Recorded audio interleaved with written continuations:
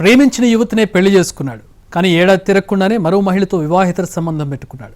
దీంతో ఆ వివాహిత భర్త తన భార్యతో చనువుగా ఉంటున్న యువకుడికి వార్నింగ్ ఇచ్చాడు. పద్ధతి మార్చుకోకపోతే చంపేస్తానని బెదిరించాడు. అయినా లైట్ తీసుకున్నాడు ఆ యువకుడు. చివరకు ఏలూరు జిల్లాలోని పంటకాలలో శవమై కనిపించాడు. వివాహితర సంబంధాలతో ఘాతుకాలు జరుగుతాయి అనడానికి ఈ కేసే ఓ ఉదాహరణ. ఈ ఫోటోలో కనిపిస్తున్న మజ్జి యేసురాజు ఇప్పుడు సజీవంగా లేడు. ఏలూరు జిల్లా నిడమర్రు మండలం బావాయిపాలెం గ్రామానికి చెందిన యేసురాజు మృతదేహం కాపవరం పంట కాలువలో కనిపించడంతో స్థానికంగా కలకలం రేగింది. యేసు చేయి నరికేసుంది.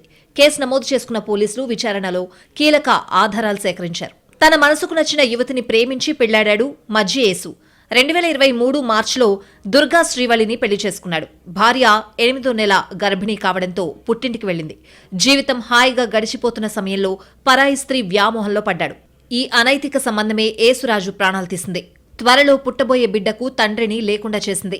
బావాయిపాలెంలో ఓ మహిళతో యేసురాజుకి ఏర్పడిన పరిచయం కాస్త ఇటీవల వివాహితర సంబంధానికి దారితీసింది. తరచూ ఆమెను కలుస్తూ ఉండేవాడు. ఫోన్లో మాట్లాడుతూ ఉండేవాడు.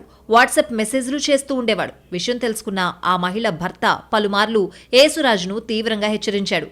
ఇద్దరి మధ్య గొడవలు కూడా జరిగాయి. తీరు మార్చుకోకుంటే చంపేస్తానంటూ ఆ మహిళ భర్త యేసురాజును హెచ్చరించాడు. వివాహేతర సంబంధం నేపథ్యంలో భార్యాభర్తల మధ్య గొడవలు జరగడంతో యేసుతో సంబంధం కొనసాగిస్తున్న మహిళ తన పుట్టింటికి వెళ్లిపోయింది.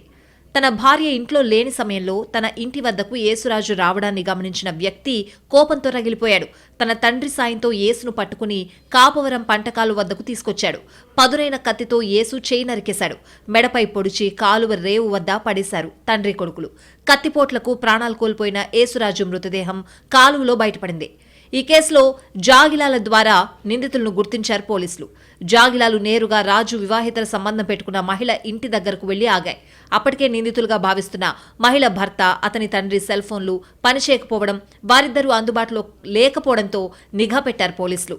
కుటుంబ సభ్యులు, స్థానికుల నుంచి వివరాలు సేకరించిన పోలీసులు వివాహితర సంబంధం కారణంగానే యేసురాజు హత్య జరిగినట్లు గుర్తించారు. నిందితుల కోసం ప్రత్యేక బృందాలు గాలిస్తున్నాయి.